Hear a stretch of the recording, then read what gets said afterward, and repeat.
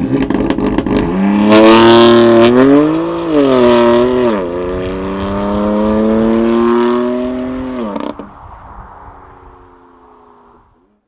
BMW 4 Series has been in production since the 2014 model year. Now this past year we had our first taste of BMW's new compact executive car with the 2019 BMW 330i xDrive that we featured back in May. We've also had a chance to drive the 4 Series back in December. We spent a snowy week with the 2019 BMW 430i Gran Coupe. But today we're looking at the best of the best. Our spotlight is on this 2020 BMW M4 convertible with the competition package. Priced at $119,400 Canadian, this M4 packs a hell of a punch as a send-off for the F83 generation. We're going to be going over absolutely everything you need to know if you're in the market for the BMW M4.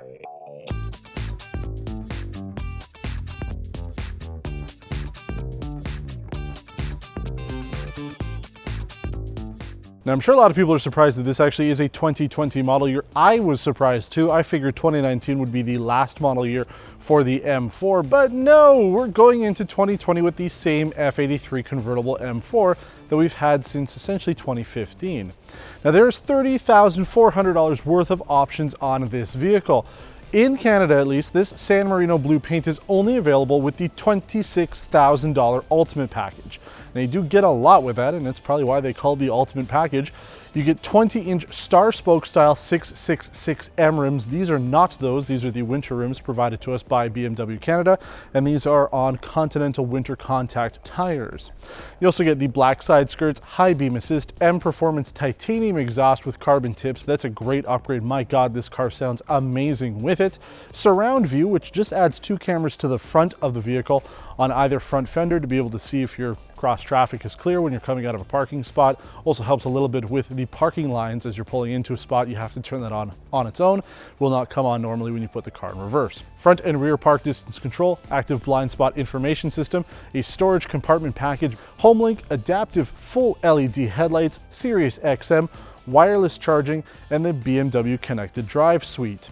You also get the carbon fiber front inserts, black lower lip, high gloss black kidney grills, side grills, carbon fiber side mirrors, and the rear diffuser, all carbon fiber, plus the color head-up display. So you do get quite a bit with that $26,000 Ultimate Package. And I mean, if you're buying an M4, you probably want to have the best of the best anyway. I know the price is expensive, especially if you compare it to something like a 2019 Mercedes-AMG C63S convertible.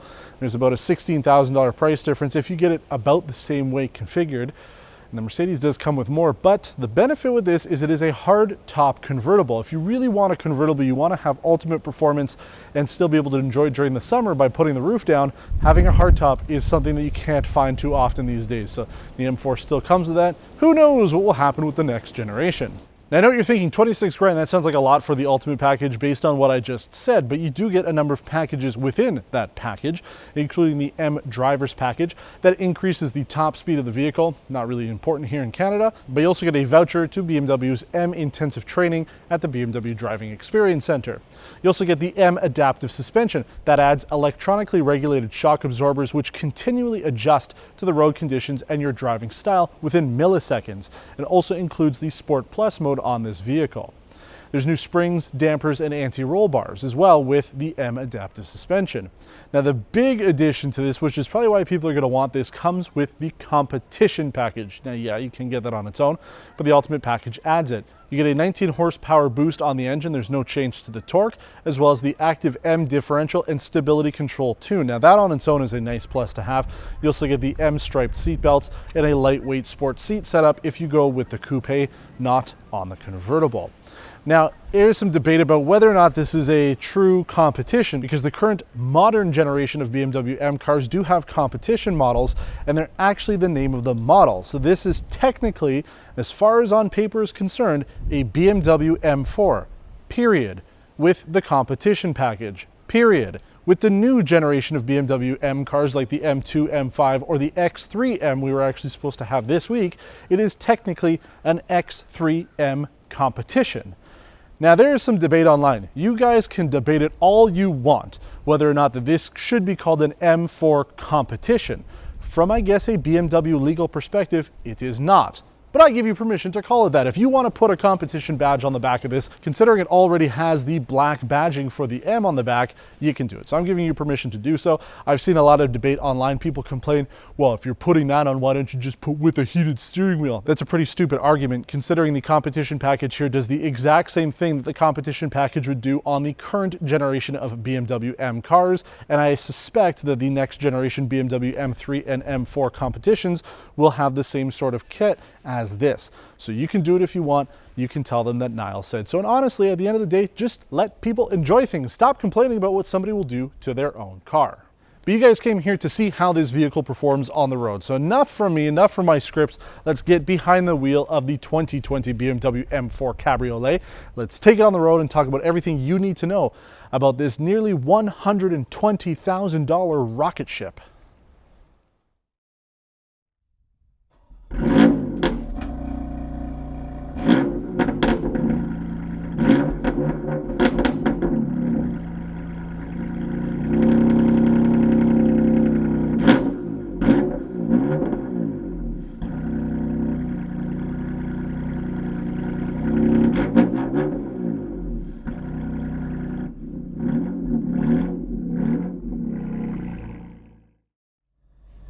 Now, the important stuff for you guys, obviously, is the performance stuff. And even though it is like -10 right now and it snowed, we're still going to do it. So we've put the car into full-on Sport Plus mode, turned off traction control completely, foot on the brake, gas down.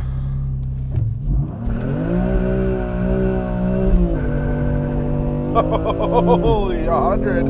Woo-hoo-hoo-hoo-hoo-hoo-hoo-hoo. Oh man, these tires are a little cold, that's why, but man, oh man, is it performance time here. This car is really, really quick. 4.1 seconds is what BMW says it'll do with the full-on competition package. That's 0.3 seconds faster than just the regular base M4, so you do get more performance out of it. In fact, it's actually just as quick as the 750 Li that we featured last week. So if you want performance, I mean, this is the way to go. And it's interesting because on paper, something like the Mercedes-AMG C63S Cabriolet has the same 0 to 100, even though it has like 509 horsepower. There's more power out of that, but it is a little bit heavier. It's about 200 pounds heavier. You know, you can get more kit on it, and it is less money, but it's also a soft top convertible. So this is heavier because you've got a hard top convertible, but then the engine is less because it's just an inline 6. So it works out that this is actually a little bit lighter, and then it depends on how you configure it. But that's one of the reasons why there's less power, 444 horsepower out of this, and it gets the job done just as quick. But I gotta say, this car is really quick. Now, I will try it again for you. We did do this yesterday. I had problems, actually similar problems that we had when we did the Alfa Romeo video, where there's a lot of audio distortion. If you know why it might be happening, let me know. I've changed the mic setup a little bit here, so we'll see if it's better. But again, if you put your foot on the brake as hard as it'll go, yeah, it's still not really launch control, but holy crap, man. I mean, I hit 100 a while ago. Oh man. So we're gonna put this back into my M2 profile. There's two different profile modes you can set up here, M1 and M2. It obviously changes on the newest set of M competition cars, but with this you can set it up however you want. So in this case, I've set up M2 to be Sport Plus everything, traction control and everything on, because I don't want to die, but we have manual shift mode on the fastest shift profile for the SMG. And if you're wondering, yeah, it's technically not an SMG anymore. They call it an M dual clutch transmission, but that's the other $3,900 worth of options on this vehicle. That's why this is just over $30,000 for options, plus $500 for the carbon fiber interior trim. But let's talk about this car. I mean, obviously the performance is there. This car puts a smile on your face. It sounds amazing with that M titanium exhaust. Definitely well worth the upgrade. Get it with the competition package. You're going to have the full suite of everything here that makes this car fantastic. The suspension is great. You can handle really well with this car. And again, we're not going to be doing full out performance testing with this just because it's so cold. We're in winter mode, and this is kind of the worst time to be filming this because we're right on the cusp of being between, you know, what we're going to be doing for winter and what we'd like to be doing normally for summer here on Test Drive. But you can't help it, right? We're in the middle of one of the worst areas to be filming cars in just because we get so much snow. But I can tell you, even though we're stuck behind a GMC Sierra here, when you put the car into the corners, it handles it incredibly well. And the important thing too, if you're planning on driving this 365 days out of the year, and you live somewhere like we do here where you get winter, get a good set of winter tires and you'll be fine. This thing's traction control is really good. We had some snow a couple days ago. This was the only car on our own fleet that had winter tires on it, and I'm telling you, this thing destroyed the snow coming down. We're hoping to be able to film more like that, but as far as today is concerned and the rest of our week, we don't have any more snow coming down, so we get to do some performance-oriented stuff with this, and it's a lot of fun. Now, the M4 is a pretty old vehicle. When you look at the interior here, this is the outgoing design language that BMW was using for their vehicles. I mean, this has been around since essentially the beginning of the 2010s, so it does feel a little dated, and as we mentioned in our walk-around, the M4 and the 4 Series has been out since 2014, so it's been out for a little while now. It will be updated. We're really expecting 2021 to be the model year we'll see a new M4, but if the rumors are true and it's going to look kind of different, grills that go all the way down to the bottom of the car, then this might end up being the most successful M4 ever made. Obviously, as of now, it is the only M4 ever made. But my thought is this will probably go up in value depending on how well received the new car is, which is why it's important to take a look at the 2020 last year for the F83, F82, depending on if you're getting the coupe or the Cabriolet. But man, like, there's so much going on with this car. I have to say that the exterior design is the best when it comes to this. I mean, it looks so modern. I guarantee it will age really well. This car has everything that you would want out of a performance car and not necessarily out of a luxury car. That's the thing. That's why Mercedes is still, as far as I'm concerned, considered the ultimate luxury vehicle, because the C63S has everything you'd want performance-wise as well as all the luxury bits. This, though, goes above and beyond with the performance. The exhaust sounds great, and it's been muted on the C63 for 2019. This has the M adaptive suspension. This has the M striping in the seatbelts. Good luck, AMG, putting your little striping on your seatbelts. Checkmate. There is a lot of good with this car, and that's the thing why I enjoy driving something like this, even in the winter, because you can still enjoy it despite the fact that the weather is kind of crummy out, because it looks so good. And you know, you can do like I've been doing the last couple days when it is still pretty cold. You can throw the top down if you want to, but I mean, on its own, this car performs just as well as I expected an M4 to handle. It pretty much met my expectations completely. The exhaust exceeded them. There's really no way to show on video how good that thing sounds, because you just lose out on it over all the speakers and the microphone equipment. You don't get the full experience, but I'm telling you, it sounds incredible. The only thing you really miss out on is like noise, vibration, and harshness on this. You do feel that it is an M car. It is a little louder in here. It doesn't help the fact that we do have a convertible over a coupe, but the fact that this is a hard top makes a huge difference. We've driven a number of soft top convertibles, and you just hear everything on the outside world, and that would be the same case in the Mercedes C-Class. With this, though, it just feels more like a coupe. It feels like you're driving the best of both worlds. You can have both at the same time. If you want to drop the top in the middle of the summer, enjoy the sun, you can do it. But if you want to have a little bit more interior noise control and a little bit more feeling, a car that feels solid, unlike most convertibles that have a roof that isn't completely solid, you get it. You get both. This really is a perfect little mix between the two of them. I'm really glad that BMW put this on. I love doing convertibles, even if it's minus 10 out. But when we buy a car like this, we're buying it because of emotion, not necessarily logic or looking at the paper and seeing what the actual specs are and comparing it to other things. A lot of people buy based on emotion when it comes to a vehicle like this. And that's one of the things that you get with a BMW. You get that raw feeling that you can't get anywhere else. And I'll always have to mention it, yes, you can still get a 6-speed manual if you want it over the dual clutch transmission. Go for it. It's a great transmission to have. That's one of the reasons why people still like buying the M4, because you can't get that with the Mercedes. But this transmission works really well. I have had a little low speed stuttering.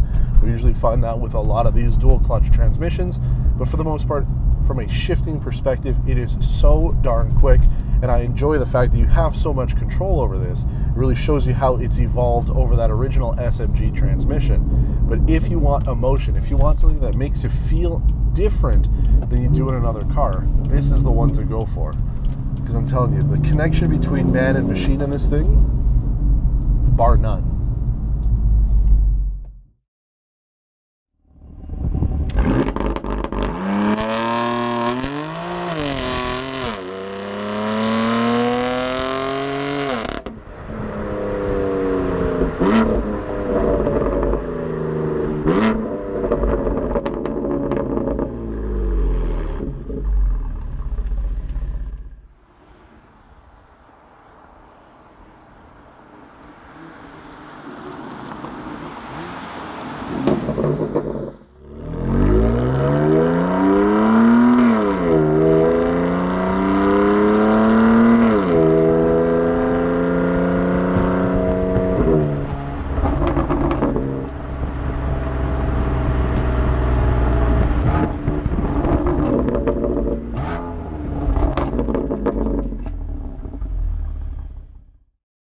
I know fuel economy is not really a concern for M4 owners, but we did record some pretty magical numbers that I'd like to go over.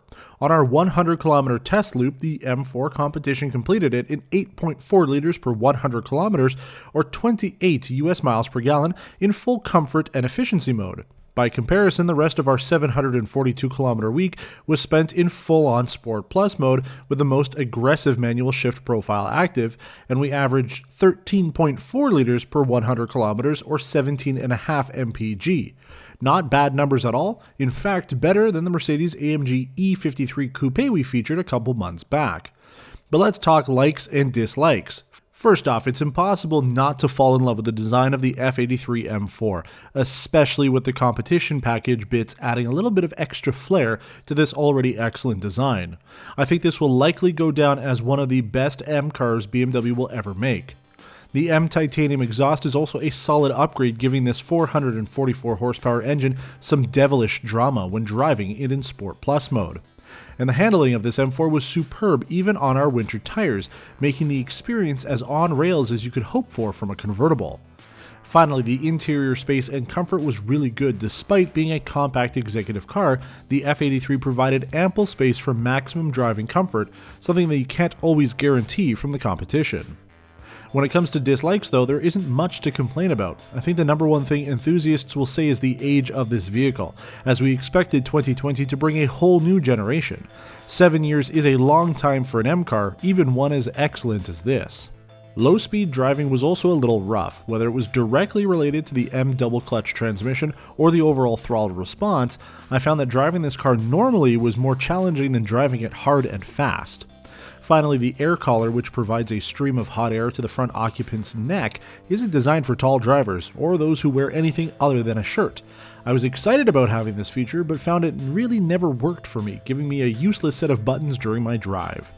But overall, this generation BMW M4 has a lot going for it, and while it's a definite must to go with the competition package if you want the ultimate performance, buyers looking at this version or any other edition of the F83 M4 will be in for a real treat, as this high-performance BMW doesn't disappoint.